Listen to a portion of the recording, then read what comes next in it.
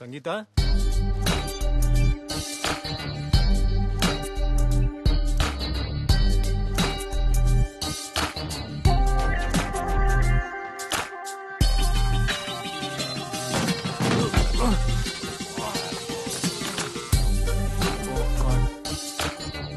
you okay, uncle? Let me help.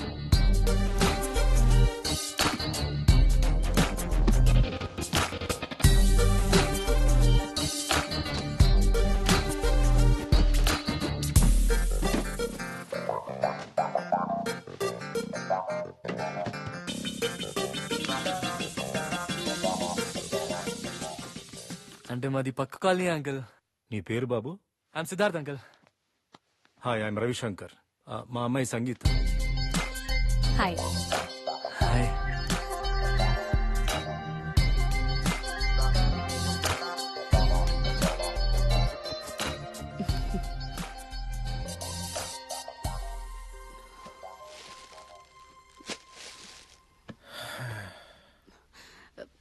ఏంటండి అలా ఉన్నారు? ఇంకో 4 ఏళ్లలో రిటైర్ అవబోతున్నాను. ఉన్న ఒక్క కొడుకు సెటిల్ కాకముందే ఇంట్లో కూర్చోవాల్సి వస్తుంది. అదేనే దిగులు. ఈ లోపు వాడు సెటిల్ కాకుండా పోతాడా? వాడి గురించి ఆలోచించి మీ మనసు పాడు చేసుకోకండి. వాడి తలరాత ఎలా ఉంటే అలా జరుగుతుంది. ఏమే, ఆఫీస్కి వెళ్ళే నేనే 5-10 నిమిషాలు అటు ఇటుగా వెళ్తాను. ఏదో పెద్ద పని ఉన్నట్టు రోజు కరెక్ట్ టైంకి వెళ్తున్నాడే. అసలు వీడు ఎక్కడికి వెళ్తున్నట్టు?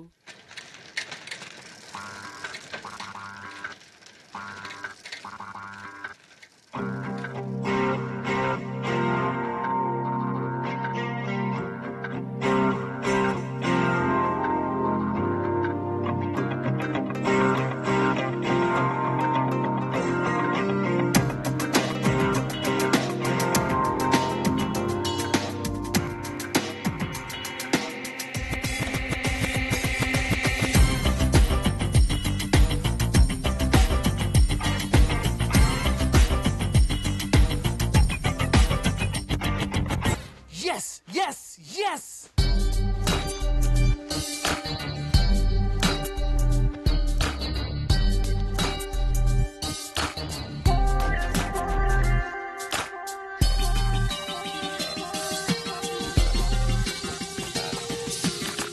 Geeta? Sangeeta. I love you, Sangeeta! I love you! Yes!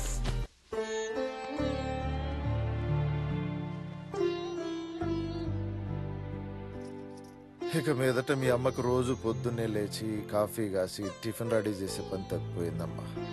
ఈ రోజుతో అంతా అయిపోయింది. ఎందుకు నాన్న అంత బాధపడతారు? జీవితాంతం ఈ రోజు గడిచిపోయింది, రేపు ఎలా ఉంటుందో అన్న టెన్షన్తోనే గడిపాను. నీ తమ్ముడుకు దారి చూపించలేకపోయానమ్మా. మంచినీళ్ళు తీసుకోండి. మీరేం టెన్షన్ పడకండి నాన్న. మీ అల్లుడు గారు దుబాయ్లో ఏదైనా జాబ్ చూస్తానన్నారు. నేనేం దుబాయ్కి వెళ్ళను. ఎందుకెళ్ళవరా? కాలేజీలో చేర్పిస్తే మధ్యలోనే మానేశావు. రోజు పొద్దున్నే లేస్తావు, స్నానం చేసి సైకిల్ వేసుకుని ఎటో వెళ్లిపోతావు. జీవితాంతం ఇలాగే బలాదురుగా తిరుగుతావా? ఇంత వయసొచ్చినా ఇలా ఉంటే ఎలారా? ఇంకేం మాట్లాడకుండా వచ్చే నెల మీ అక్కతో పాటు దుబాయ్కి వెళ్ళు. వెళ్ళని చెప్పానుగా. ఇక్కడే ఏదో గవర్నమెంట్ ఉద్యోగం చేస్తా. Degree discontinued. నీ గవర్నమెంట్ జాబ్ ఎవరిస్తారా? లంచం ఇవ్వలే గాని ఏ ఉద్యోగం వస్తుంది? లంచం ఇచ్చి ఉద్యోగం ఇప్పించడానికి మీ నాన్న ఏమన్నా కోటీశ్వరుడా? డబ్బులు ఎక్కడున్నాయి? ఆయన పిఎఫ్ డబ్బు ఉందిగా.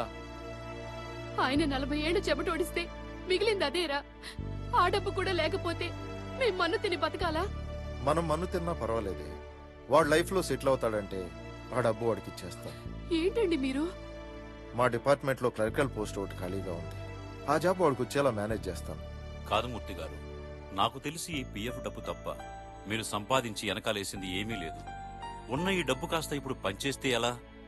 ఏం చేయను సార్, అంతా నా తలరాత. ఉన్నది ఒక్కడే కొడుకు, వాడికా చదువు అవ్వలేదు. అట్లీస్ట్ ఈ జాబ్ అన్నా వాడికి దొరికితే తిండికి తిప్పలు లేకుండా బతుకుతాడని ఆశ. దయచేసి హెల్ప్ చేసి పెట్టండి సార్, ప్లీజ్.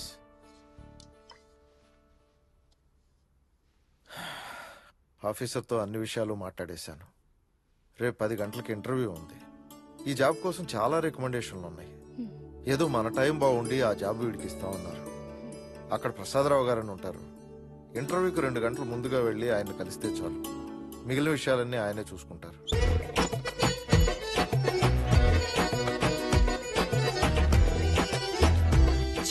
నెట్వర్క్ లేదు. ఇప్పుడు ఎలా?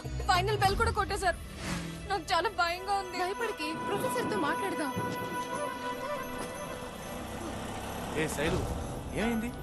సంగీత ఇంట్లో హాల్ టికెట్ మర్చిపోయిందిరా. అవునా?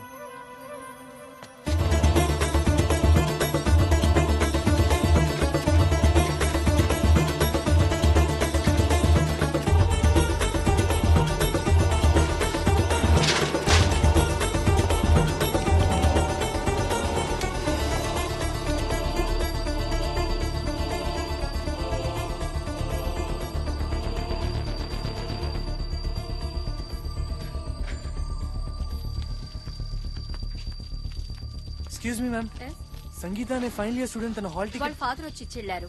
ఎగ్జామ్ జరుగుతున్నప్పుడు ఇక్కడ ఎవరు ఉండకూడదు. వెళ్ళండి. ఏం బాబు, నీకు బుద్ధుందా? ఇంటర్వ్యూ 10 గంటలకైతే 1 గంటకు వచ్చి నిలబడ్డావు. Heavy traffic sir. ఇదొక కారణం. ఏమిటి ఏమైనా నీ ఇంటి వాచ్మెన్ అనుకున్నావా నీకోసం ఎదురు చుట్టానికి? ఇంటర్వ్యూ ముగించుకుని ఢిల్లీ ఎప్పుడో వెళ్ళిపోయాడు. ఉన్న ఒకే ఒక గోల్డెన్ ఛాన్స్, అది కూడా మిస్ చేసుకున్నావు. వెళ్ళవయా, వెళ్ళు. ఈ జాబ్ కాకపోతే వేరే జాబ్. మా డబ్బులు మాకు తిరిగి ఇచ్చేస్తే ఇంటికి వెళ్తాం. శ్మశానానికి వెళ్ళిన శవం లంచంగా ఇచ్చిన డబ్బులు తిరిగి రావు. మీ నాన్నను వికారించేశావు. ప్రతికుండంగానే తలగురువు పెట్టేంత పని చేశావు. ఛీ, పైగా డబ్బులు కావాలంట, డబ్బులు.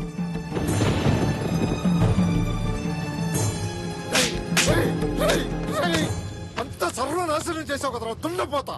అసలు నువ్వు పుట్టకపోయినా బాగుండేదిరా. అంటగాడిదా ఓ డబ్బుతో కట్టుకున్న పెళ్ళానికి ఓ చీర కొని ఇవ్వలేకపోయాను. నా కోసం ఏం చేసుకోలేకపోయాను రా. మొత్తం నీకోసం తగలబెట్టాను కదరా.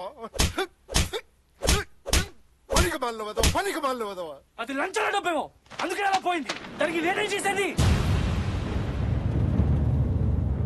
లంచమా? విన్నావంటే వీడి మాటలు వింటుంటే ఇంకా ఎందుకు బతుకున్నానా అనిపిస్తుంది. అయితే పోయి చావండి. చెట్టంతా కొడుకుని పెట్టుకుని చెప్పుతో కొడతారా?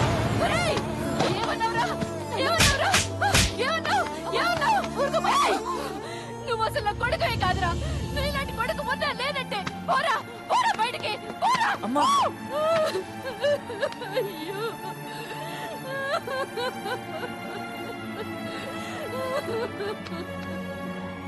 నన్ను క్షమించండి.